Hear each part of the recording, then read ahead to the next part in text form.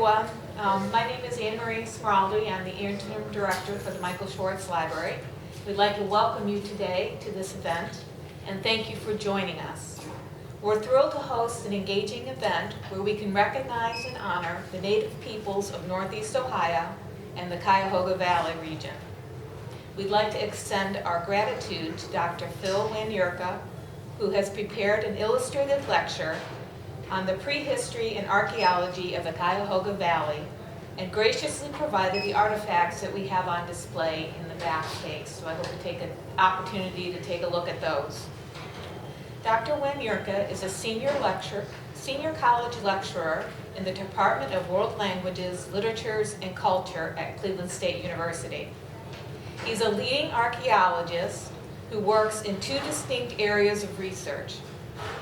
He's a Mayan archaeologist and expert epigrapher who is an authority on the hieroglyphic inscriptions and ancient prehistory of southern Belize.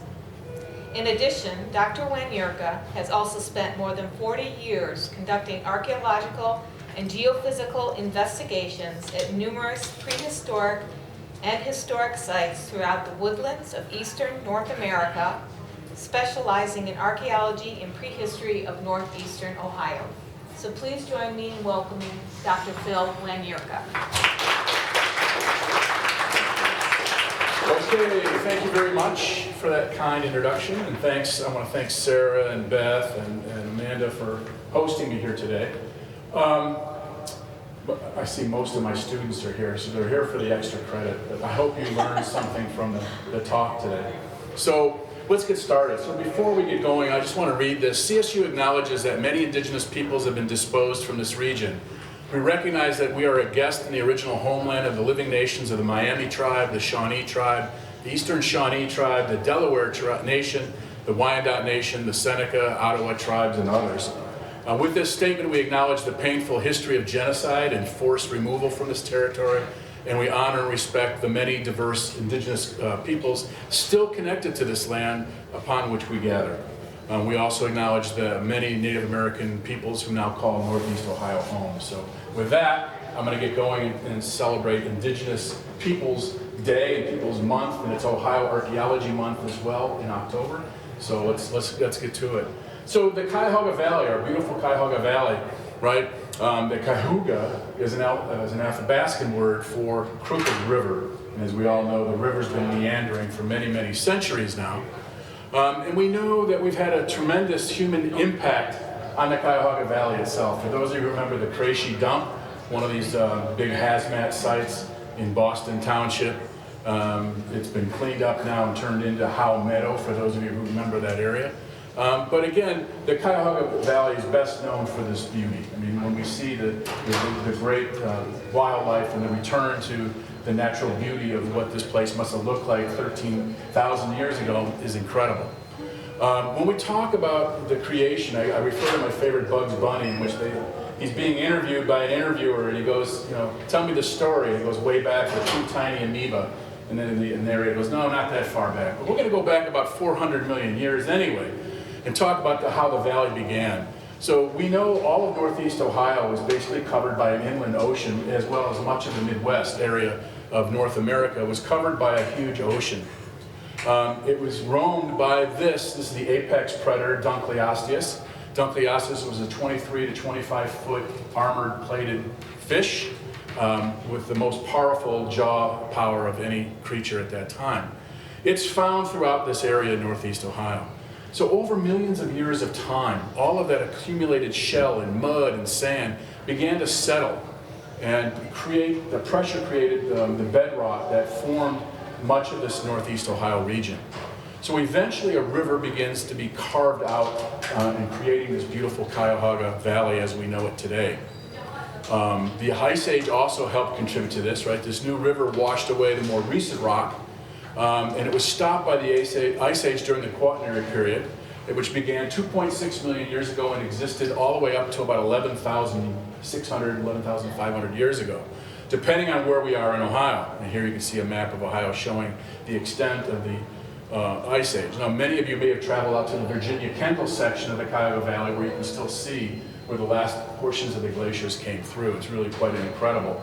area. If you haven't ever been there, go out there and hike, especially this time with the leaves changing. It's beautiful. But we know that over Ohio here, we had these mile-high glaciers, basically bulldozing this, changing this landform as we know it. And at least 4 times this area was covered over by these huge mile-high glaciers, completely filling in the Cuyahoga Valley and altering the terrain. So at the end of the Ice Age, the end of the Pleistocene, around 11 to 12, 13,000 years ago, as those waters from the glaciers began melting away, we see this glacier run from the glaciers running towards creating and carving out the river that we know today as the Cuyahoga, extending into Lake Erie. So for the past 4,000 years or more, river has been changing its shape and form and into what we know today. So let's talk about the first peoples that arrived here. For those of you who are in my Native American Studies class this morning, we've talked about the Paleo-Indian period, 13,000 to 8,000 years ago. This is the time when the first Native Americans are moving in through that Siberian land bridge, right? That area that connected Siberia to western Alaska, moving across into the lower part of North America, along the coastal region or through the inland area as these ice sheets are opening up. And so when we see maps like this, we know this is the end of that great Pleistocene period where these megafauna are, right? These pictures always kill me. These are the pictures you saw as a kid in your school books, right? There's no one going next to a 20,000-pound woolly mammoth. These things can run probably 30 miles an hour because they're relative to today's elephants. They have 2-inch thick skins, so you're not exactly walking up to one and putting a spear in. But these pictures sort of illustrate the idea of humans hunting these big game animals. We know there were a lot of this, what we call megafauna. Things of mastodon, American lion, ancient bison, the western camel.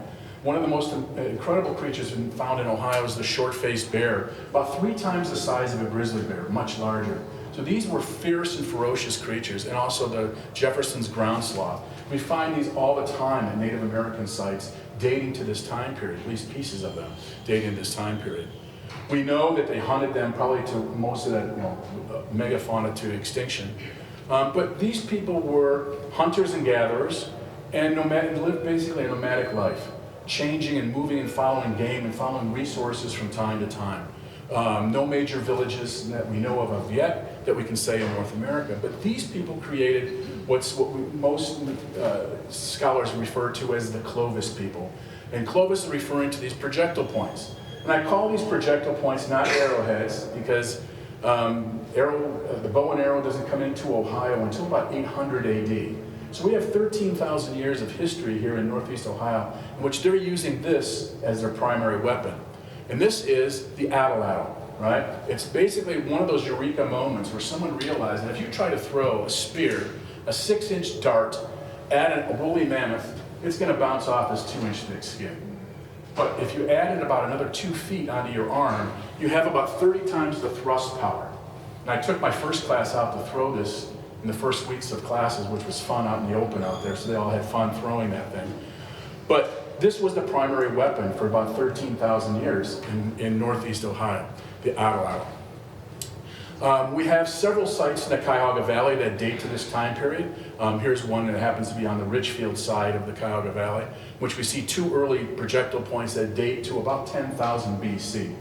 And they were found in these farm fields. So pretty good, pretty incredible evidence for ancient people here in Northeast Ohio. The next time period that we want to refer to are the Archaic. These are between 8,000 and 1,000. You notice that's a long time. These people, again, were the hunters and gatherers, but they're following the environment now. As we're about to see, the environment becomes warmer and drier during this time. And so this was the great time with the new resources that were open to these first Native Americans. So we see white-tailed deer, the primary animal used by Native Americans for everything, from tools to clothing to twine. All this can come, as well as food resource, from this particular animal. We find these at almost every archaeological site. We also have the North American elk here. We had the black bear. We had the timber wolf, mountain lion, bobcat, coyote, all these things, right? Bobcat was again seen in the Cuyahoga Valley, if you guys remember in your newspaper about 2 years ago. Bobcats are now back in the Cuyahoga Valley, which is extraordinary. red-tailed fox, beaver, possum, all these things we find archaeologically in their bones at archaeological sites, knowing that these were what Native American people were hunting. Now, you didn't have to be a big game hunter to capture turtles. And turtles are perhaps the most common artifact found at any Native American archaeological site, prehistoric site that is, because you doesn't have to be a big game hunter to get them, right? Children can go out and catch these things and bring them back, and that's what they were doing. We have a whole slew of birds, trouts, fish, and as well as shellfish that were used on a daily basis here. We have lots of sites throughout the Cuyahoga Valley, several dozen sites that date to this time period. Here's another one that we found dating to at least the Middle Archaic period, about 3500 BC, give or take a little bit. But during this time too, we start to see this sort of container revolution. It's one of these resources that people needed. So when we think about food resources, what happens during the lean times of January, February, and March when we have snow on the ground, it's cold, and you can't find food, right? We had all kinds of hickory nuts, acorns, walnuts, but we know that they're all filled with tannins and poison that'll kill you. So somebody had one of those eureka moments where they must have gotten up somehow and dropped it into a bucket or dropped it into one of these gourds and put it in a fire and realized that we can cook those tannins out. So now you have a lasting resource that will get you through those lean months, but also give you instant protein. It's like all of us when we have peanuts in the middle of the afternoon, right? Instant pick-me-up protein.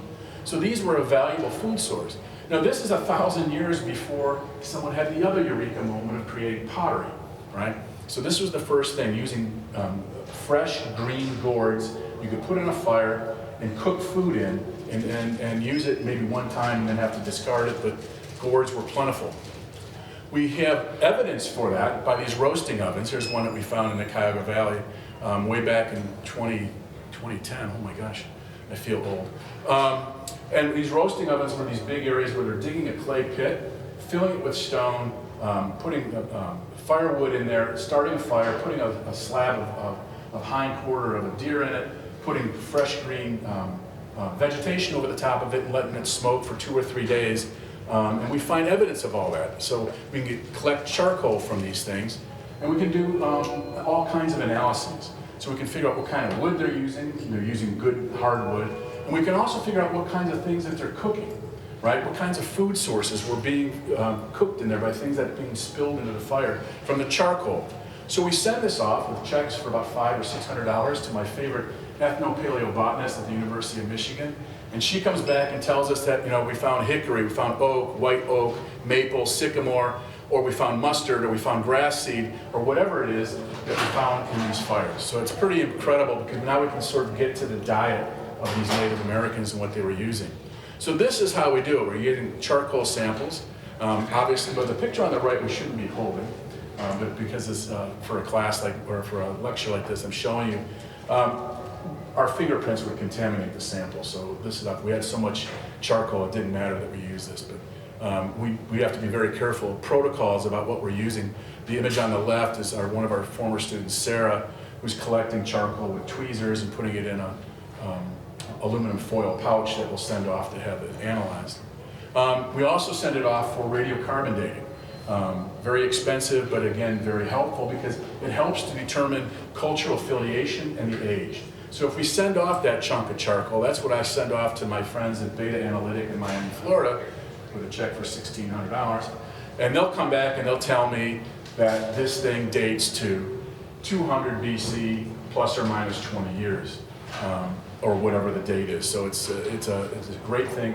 When we have a date, we can then fill it in the time period, who actually left that charcoal, what we call them today, and how old. And so it's very, very important that we get that context. The archaic period toolkits, again, as you can start to see, a huge diversity in projectile points, right? We have lots of different styles of projectile points for different kinds of hunting. You're obviously not shooting a squirrel with an atlatl with a big point that big. You shoot all the meat out of the poor critter, right? Here's our atlatl. We have an axe. Axes aren't used to knock down green trees. If anybody's ever tried to do this by tying a stick and tying it with twine and hitting a tree, you'd hit it twice and your head would come off of their stick. So these were probably more used like a hammer to knock off dead branches and things like that. and we see hand tools like that. We move into the next time period, and now we really start to see cultural revolution, a huge change in the way these people were living.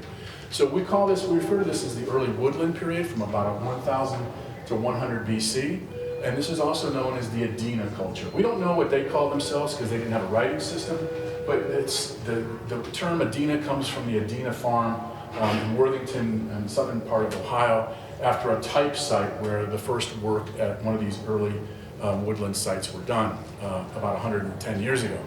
So during this time period, we see all the hallmarks of the later great, what makes Native American culture really incredible. The beginning of settled village life, the use of pottery, the domestication of plants, and the creation of incredible burial mounds.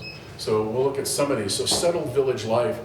We were working at a site in Boston Township. This is in the Cuyahoga Valley. And this was a huge area that they wanted to turn into a park. The Cuyahoga Valley National Park wanted to turn into a parking lot.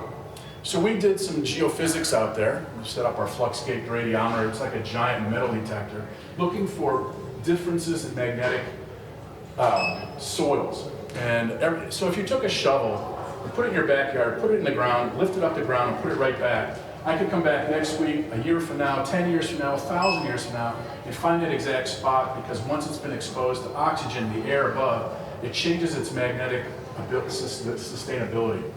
So this is really useful for finding burnt features like fire pits that we can use to help date and identify archaeological sites. So we did 24 of these 20 meter by 20 meter grids, and you can see a lot of disturbance. The red areas are metal, so these are all pieces of metal farm equipment and stuff that was no good. But you can see some black shadows. This is a partial earthwork in here. We see round semicircular structures here. These were sort of living quarters for these first settlers. But what was really amazing is once we started digging, we found something that was really quite cool. So in that grid that we looked at, 23, you see this round circular spot. That's not normal. That's probably, well, it's a fire pit, as we're about to see it. We're digging on the right. You can see, this is the occupation level, this black dirt here. So all this is overburden. It's about that deep. And then you can see the area of roundness that you see that matches that. You can see black charcoal. So this is that fire pit. And as we started excavating in there, we found firecrack rock, which is exactly what you use to put around a fire. And we found this incredible piece of pottery, which I'm going to show you right now.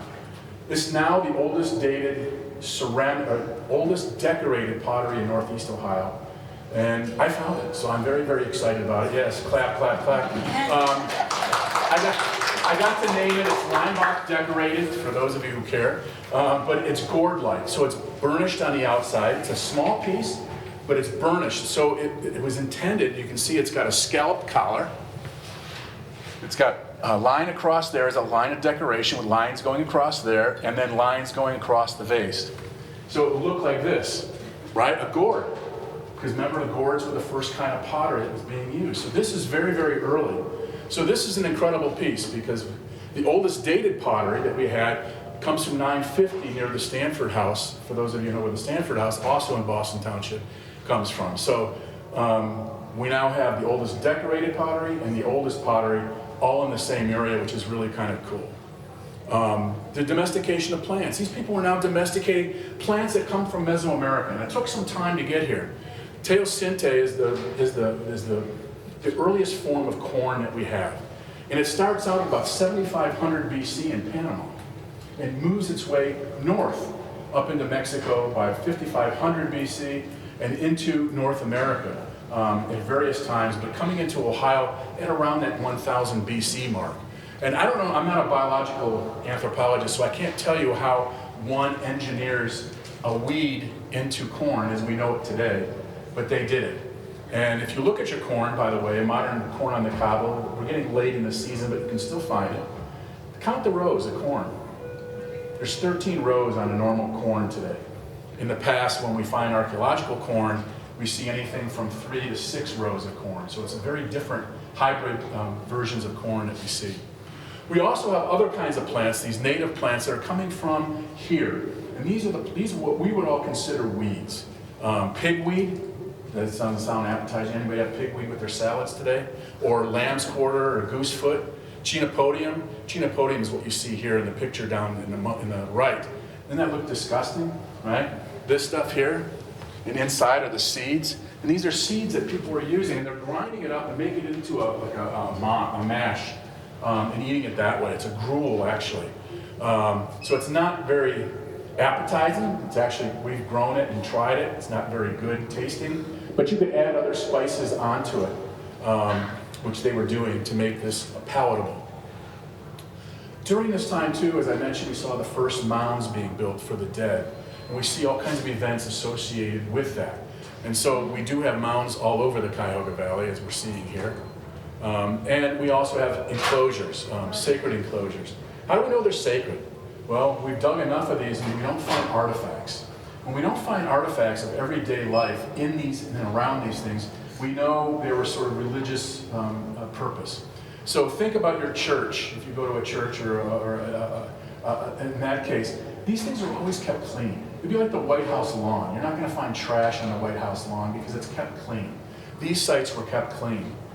We don't find anything. As a matter of fact, Noah and Jacob, right there, raise your hands. They were with me this past summer digging, and we didn't find hardly anything on the earthworks, but off the site, we were starting to find a little bit of debris showing that there might have been other things going on in and around these earthworks, but no one's technically living within them. And what we see here, this is an image from the Ohio Historical Connection in Columbus. My friend Brad Lepper lets me use this image, and what we see here is this earthwork, right? They're building a false horizon. You ever go out in the woods and you wonder how you watch the sky when there's so many trees around it? You create a false horizon. So what they did was they raised up the earth around them, so if you stand in the middle of it, you can start to see where the sun is rising on the horizon, or the moon is rising or falling. And that's what they're doing. And they're marking the seasonal changes by looking at these earthworks. You're welcome. And doing other rituals in association with that. So on the right here is one in Bath Township. It's very hard to see, but it's another big, large, sort of circular earthwork, very similar to that. What else? Okay, that's changes now. Woodland. When we see the middle woodland, again, they're known as the Hopewell. They're not named because, again, no writing system, but Hopewell, they're named after Mordecai Hopewell. Anybody know a Mordecai? It's kind of an odd name, but I guess it was common about 120 years ago. When we think of the middle woodland, it's this period of great fluorescence amongst Native Americans, and perhaps it's the greatest expansion of Native American culture that we see in this 13,000 years of history. These are the guys who are building these gigantic earthworks in southern Ohio, the Newark earthworks, right? Fort Ancient, some of these other great places like that. They were developing this long-distance exchange network, moving materials from all around North America and bringing them here. And they have these elaborate burial customs, which we'll talk about in a moment. We have a few figurines from this time period showing clothing and showing what the people may have looked like. And we see, again, this great resource exchange network, things were moving from all over. We can see grizzly bear teeth coming from Colorado, Galena coming from Missouri, obsidian coming again from all the way out west, from Montana and further points, copper coming from the Great Lakes, mica coming from the Carolinas, and shells coming from the Gulf Coast. They're coming in at Trevor Mound up near Chillicothe, Virginia, had over 2,500 of these shells. All of them more than a full yeah, you could find it really easy on that from the Gulf Coast, actually right here in Florida, back up to Chillicothe, Ohio, in prehistoric times. It had to have been a daunting task, but it shows you just how incredible that exchange network really was and how much material was being traded and moved around. Incredible. One of the things that comes in during this time period too is flint. And a geologist will tell you that technically there is no flint in North America. It should all be called chert because there's more calcium in it than it's a sort of a diagnostic thing. But anyway, everyone, because it's been imbued in the literature for over 200 years, we're going to keep calling Flint Ridge instead of Chert Ridge. But this is perhaps the best quality chert found in North America. And look at it. Now, I have this picture in the top right. this is we have about 80 different sources of flint in Northeast, or in Ohio. This is sort of these two are the same, these colors are sort of the colors that we normally find everywhere. Now, when we find colors like this that have greens and reds and pinks, now these are only coming from that one source that's about 30 miles east of Columbus in Newark, Ohio, or Granville actually. And would you want to hunt with a cool pink one? Or do you want to hunt with an ugly one, right? So we think that some of this was also being mystique, using sort of sympathetic magic in hunting with different kinds of material. But this material was so well loved and revered because you could heat treat it and it would change color to make it much more vibrant and harder to break. But it's being found all over North America. So it was being traded all over, probably in association with this kind of material. As materials coming in, materials going out, and we're finding it everywhere. Copper coming in from the Great Lakes. This is an interesting for those who hike along the towpath trail. Near Johnny Cake Lock, again near Peninsula, if you go to Zalays, the farm market out there, you can go right by this place. And as they were digging the canal in 1823, they got to this park, and they had to spend several days here due to running out of supplies.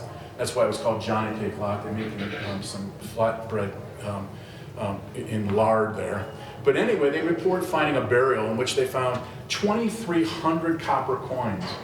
And they didn't think anything of it. We know there were copper ear spools that were Hopewell, diagnostic artifacts. And of those copper things, they melted them down for the most part and used them to fix their shovels, which is incredible because we're missing all that great archaeological evidence. And they also found human remains. So when digging the canal in this township near Johnny Cake Lock, a number of ancient skulls were dug, and thrown up on them were antique copper coin. Being considered corroded and of no value, they were lost or thrown away or used to fix their shovels. That's pretty incredible. They didn't know that. The other thing too, Boston Cemetery. This is sort of a very contentious, controversial thing that I'm going to talk about here. Boston Cemetery, when you look at it in profile, it's the home to many of the earliest settlers in the area, including the Stanfords. Some of the Hales are there as well. But when you look at it in profile, as we see here, this is a huge truncated mound. And it's the largest mound north of Columbus. And when you look at it in a LiDAR view, you can see the east side of the Cuyahoga Valley and the west side, because this is one of the narrowest parts of the valley, and that anomaly. That is not natural. That came in as people were building, and it's likely to be a Hopewell mound. We know from Joe Jasinski, who was an old timer, who's now deceased, but he left notes. Basically, he was one of the first guys to really explore the Cuyahoga Valley from the 1930s on. And he said in this town's cemetery was also an old Indian burial plot. An old local resident remembers how his grandfather, once the town grave digger, often had to relocate Native American skeletons to make room for the current clients. So we know that this was probably what was going on here. The Swan House was the oldest house in Everett Village, dated to 1817. It's now gone. We dug there back in 1998, and we found some Hopewellian artifacts. And we didn't know that the Hopewell lived this far north. The Hopewell are generally thought of living in south central Ohio, around all those great earthwork sites, the Newark and the Hopeton and High Bank earthwork sites. We didn't think they were up this far north. Nomi Grieber, the late Nomi Grieber, who was an archaeologist and curator at the Cleveland Museum of Natural History, we actually refer to her as Lady Hopewell, because she spent 50 years of her life working at Hopewell sites. So if anybody wanted to know if there was Hopewell presence in Northeast Ohio, it was her. And she wouldn't believe us. She came out to the Swan site there, saw that we were digging, and saw these. This is the most diagnostic tool of the Hopewell. You're looking at it. It looks like a little stone. It's a what we call a prismatic blade. And there's got one face, two faces, and three faces. So when you look at it in profile, it goes like that. You would attach it to a bone handle or a wooden handle and use it as a cutting tool. This was the Swiss Army knife of the Hopewell period. So everybody had them, but it was a diagnostic tool that only came in during this time. Other things, we start to see again evidence for more intense farming. There's a celt that would have been attached to a long stick and used as a hoe. And then again, a variety of projectile points, and again, our prismatic blades, and of course the projectile points. Very diagnostic. Now I have no qualms about showing you this site in the Cuyahoga Valley because it's right next to a ranger station, so I don't think anybody's going to go out and loot this site. But this was a great Hopewell village. We again excavated this in the late 1990s, and we're sure it's a village site because of what we found. So we dug all across this front yard, and we found roasting ovens, like you see here. You can see a really nice pit that was dug into the clay, right? Rock, and all this is charcoal. I filled up 2 giant paper bags that big full of charcoal. Some pieces as big as my arm from that fire pit. You're looking at half of it that we excavated, and we excavated the other half. You're looking at a profile of it so you can see how it is. And we found lots of ceramics that were broken in there, enough to probably restore most of this vessel, although all this stuff now, anything found archaeologically in the Cuyahoga Valley goes to a repository in Lincoln, Nebraska. So if you want to see this stuff, you have to go to Lincoln, Nebraska to see it. And it's in an Indiana Jones warehouse. So you have to go sort of in a giant warehouse to see it. But what you're looking at here is us excavating a kitchen. So, and it must have been something of great importance because there were 3, this is a Cuisinart of the middle woodland time period. You see the little holes in it, these pitted stones? I have an example of a pitted stone in the display case back there for a single acorn or hickory nut. This one would have held 3, but we found actually 3 of these things in this one area. So we think this was an area that was preparing feasting food for some sort of feast that was taking place at this site. You can see, again, the pitted stone here, there's another one there, and then another one there with the dots in it. Gouges in it, so you can put things in there and break them with hammerstones. So this then shows the structure. So this here was where those pitted stones were found, but all of these here are what we see as post molds. So the posts that were dug into the ground and held structure were removed and filled with garbage at later time. Now I found that really interesting. The Native Americans today tell us, when I'm working in Belize, Central America, we did the same thing. We hike in the middle of the jungle, in the middle of nowhere, and we build a shelter for overnight. And the next morning, we didn't take it down. And I always ask our workers who are working with us, who are Indigenous Maya, how come they didn't take the shelter down? They go why did they take the shelter down? They said, because spirits will hang around this place. And you wonder if that wasn't what was going on here. So they had to clean up after they sort of reuse these structures. After their time period is done, they removed the posts and filled it in with junk to sort of restore order.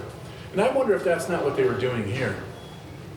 So the types of earthworks that we see at the Great Hopewell are these fortified or palisaded hilltop enclosures, these geometric earthworks of squares and circles and semicircles, effigy mounds, and 4-sided temple structures. Now in the Cuyahoga Valley, we only have a couple things. This is the Newark example near Columbus. Again, this is the largest earthwork complex on the planet. It's 3.5 miles across, 2.5 miles up and down. An incredible site, right? Most of it, or much of it's now a UNESCO site. It just got approved a couple of weeks ago in Riyadh, Saudi Arabia. It's become the 43rd cultural heritage site in North America, which is really cool for us. We work there, me and a colleague, Dr. Peter Dunham, some of you may know. We've been working at Newark for many, many years, and so we're grateful to see this UNESCO nomination moving forward.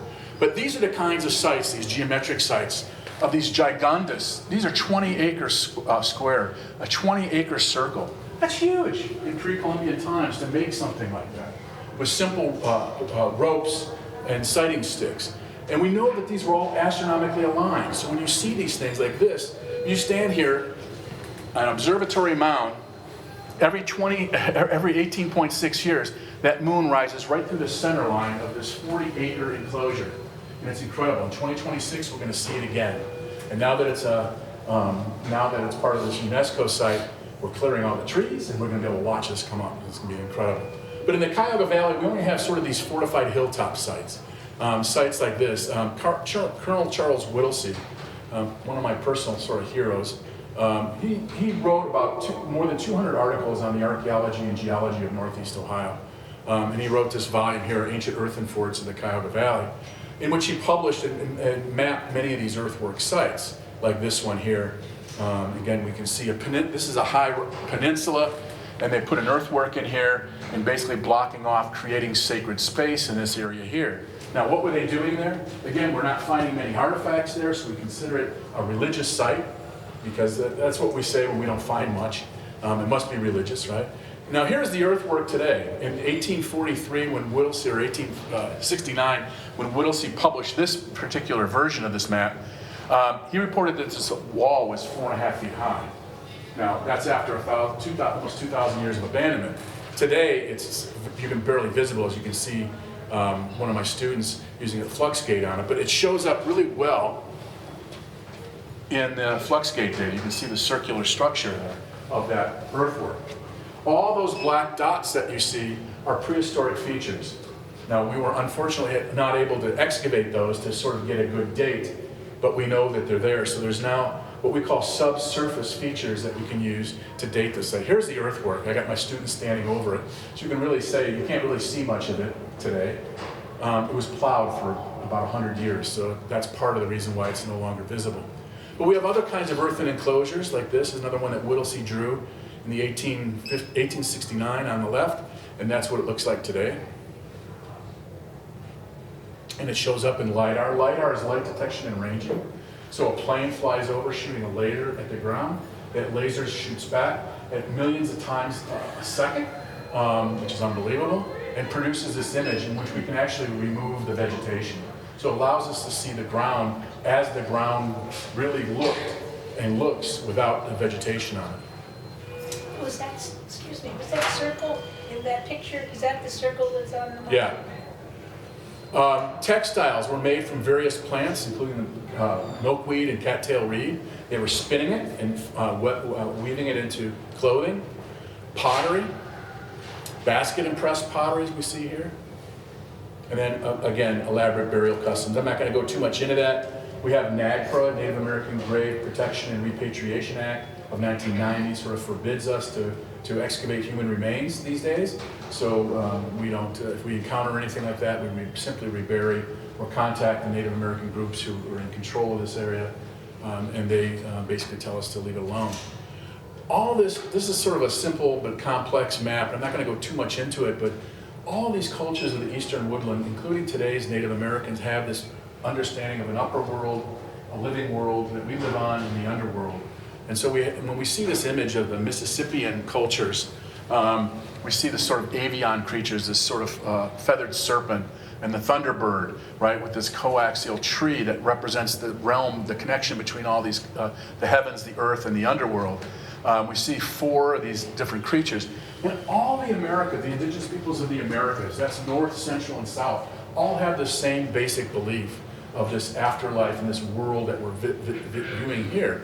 These 4 creatures basically raise the sky of creation in all of these groups' creation myths. In this case, it's sort of this snake with these sort of antlers. In Mesoamerica, it's other 4 old aged gods who raise the sky at the moment of creation. So we sort of see this over and over permeating throughout all of the things that we understand about Native American culture. When we get to this late woodland period, I only have 3 hours more, so just stand by, okay? When we get to late woodland culture here, we start moving into the modern era. And so here we see settled village life, but one of the things you also notice here, whoa, echo. One of the things you also notice here is now a palisaded village. So we see walls going up around these village sites. These people are now, we can characterize them as paranoid and afraid of their neighbors. So as the Cuyahoga Valley becomes more and more populated, we see these people are more afraid of their neighbors. And how do we know? From burials, we also find lots of defensive wounds, people with perifractures, holding up their arm as someone's coming at them with a club or an axe.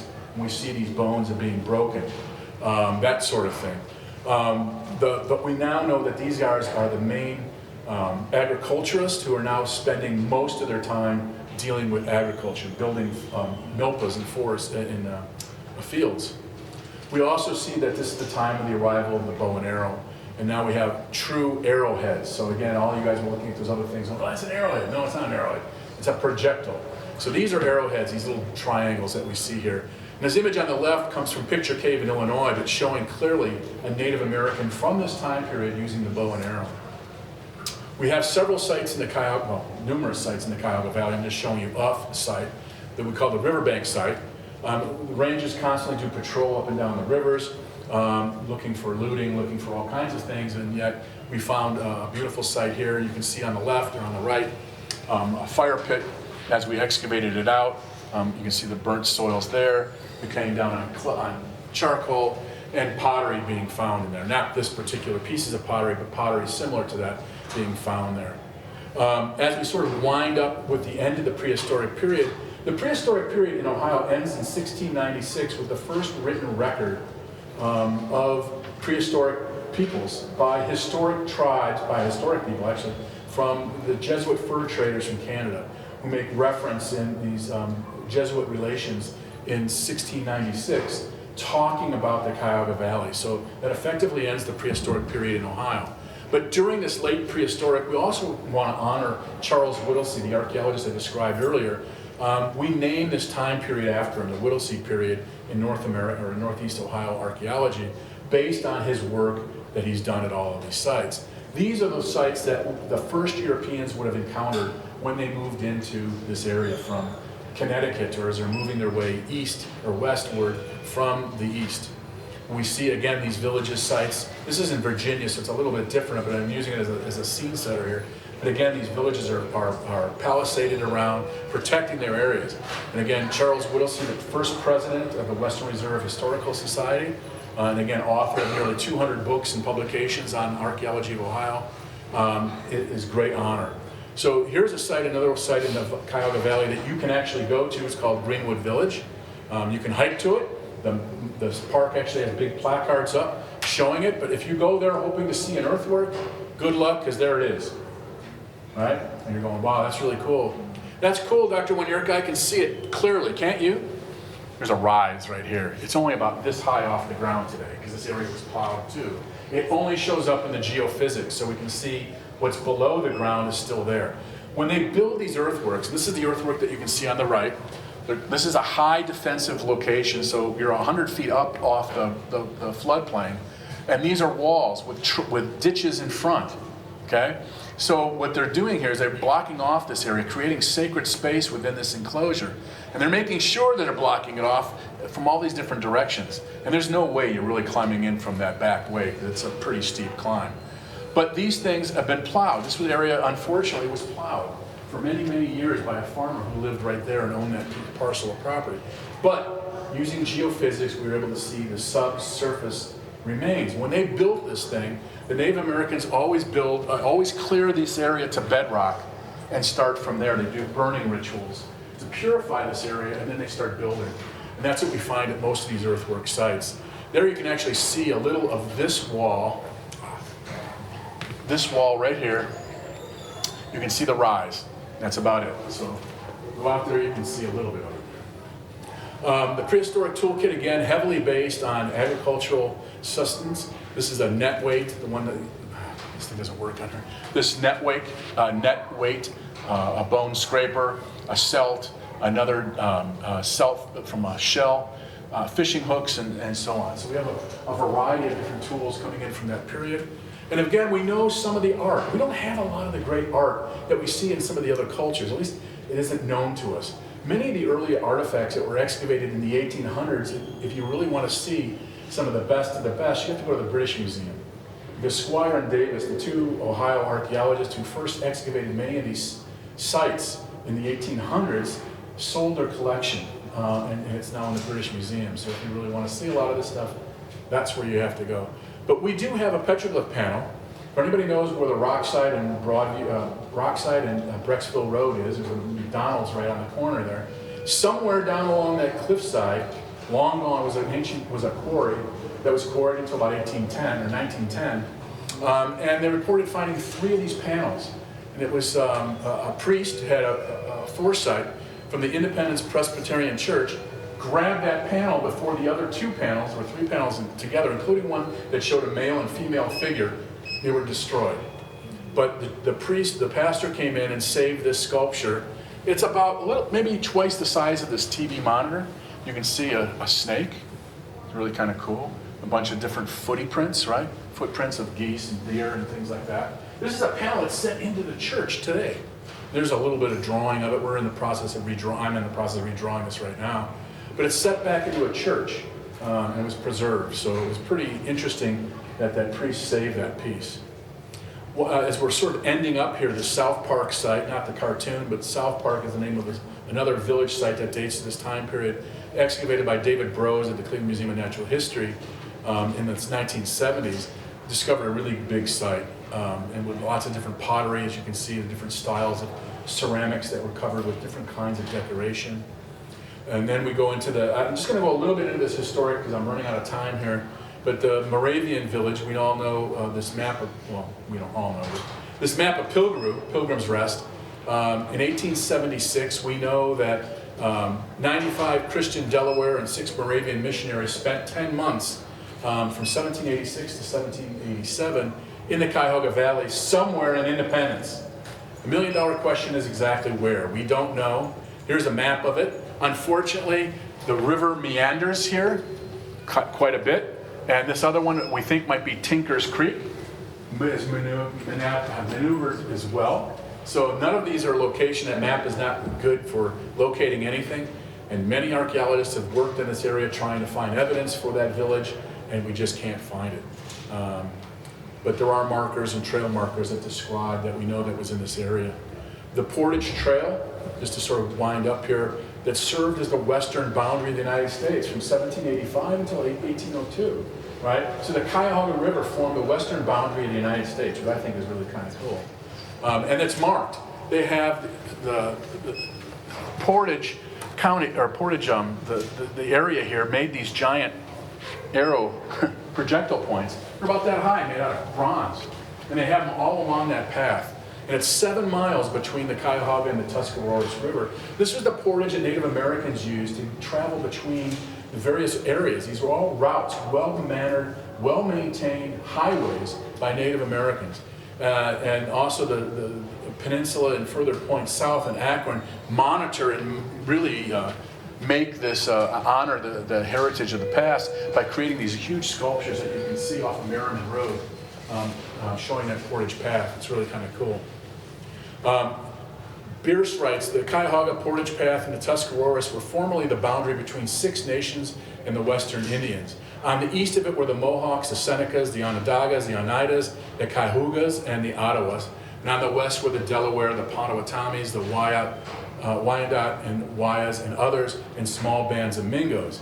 As one would expect, the boundary between so many nations became the theater of war, and forts and breastworks and entrenchments on both sides of the river give evidence to the high state of military science and oft-repeated conflicts. We know that as our country is being expanded, and as we sort of get to the War of 1812, the Native American populations are being pushed further west. The signing of the Treaty of Greenville basically pushed the rest of the 133 different groups who signed, Native American groups who signed this treaty and ceded all of their land here in Ohio to the United States government. And it's even more of a shame when we think about the Trail of Tears, making all these groups forced to relocate to the areas west. We have this really important map, 1755 Lewis Evans map, showing the location of a Mingo village in Boston Township. And again, Mingos was a British term used to talk about Native American groups at that very end. Now, as we get to this 1700s, 1800s time period, no one's really living in Northeast Ohio. We don't have a good historical understanding of what tribe lived where. Why? Because the Iroquois of upstate New York basically used much of the south shore of Lake Erie as a hunting ground, and basically pushed out all the remaining Native Americans living in and around this area out. And so when we see Mingo, it's basically referring to small bands of whomever's left. Because after European contact, and many times like before the Europeans actually arrived in Northeast Ohio, disease has already made its way here.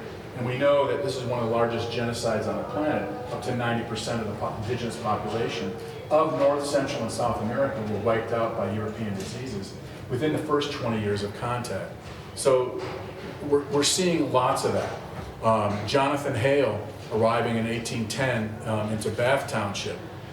We know he built his property there in 1825, this beautiful house and a beautiful place to go explore now.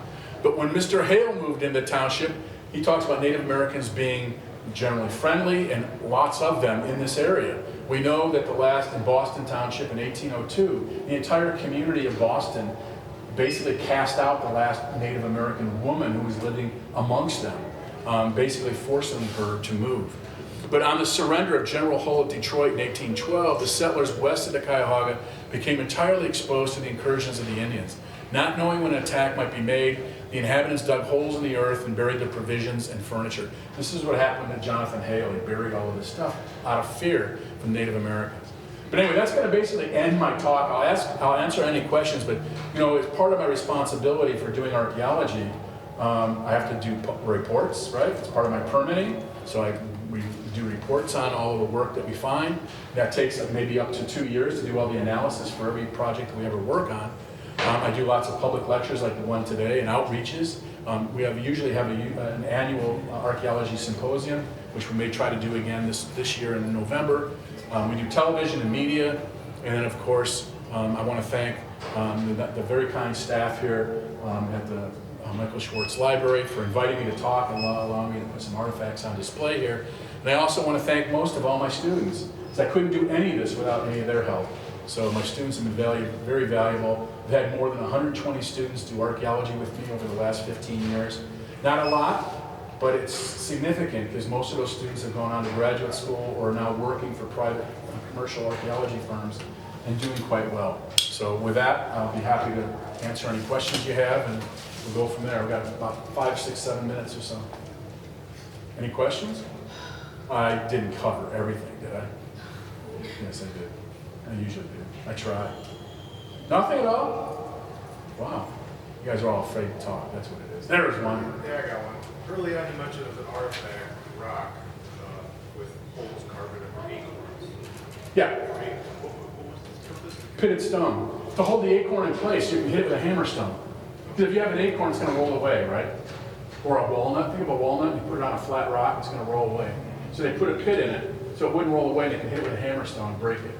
They can get the meat out of it and then cook it. That's what they were using it for. Yeah. Hickories, you said it was toxic? Yeah. We had a hickory tree, I grew up on a farm about 70 miles from here. We had a hickory tree that we used to go and clean the stuff off and then, pick it out, because it was so hard to pick out. But we just ate it raw. You're a survivor. That's all I can say. There's tannins and toxins in that can make you very sick. But apparently it doesn't affect you. So you're lucky. Or I didn't eat enough, maybe. That I don't know. I don't know either. But I know we all played with them. When you were kids, right? You're taking walnuts and throwing them. But you ever get at this time of the year when all the walnuts are falling in your yard, you ever pick them up with your hand? And your hand will stain for the next week because you can't get it off. The tannin's off. That's the poison that's leaching into your system. So walnuts and hickory, acorns in particular, are really bad. Now, it doesn't bother the wildlife who eat them? They're surviving. These creatures have different kinds of systems The wildlife who eat them? better than ours. They're surviving. If you put it into cave food. These creatures have different kinds of systems that are better than ours. Well, yeah, because you're baking out the stuff. When you put it into cave food, But we ate that sounds that pretty would good. That sounds interesting. Well, yeah, because you're baking out the stuff. Yeah, that wouldn't help. Sounds interesting. Any other comments? That sounds interesting. Really? I guess I have to go teach my class now. Sounds interesting. Any other comments? Nothing? Thank you, everybody. I guess I have to go teach my class now. All right. Thank you, everybody. I appreciate it.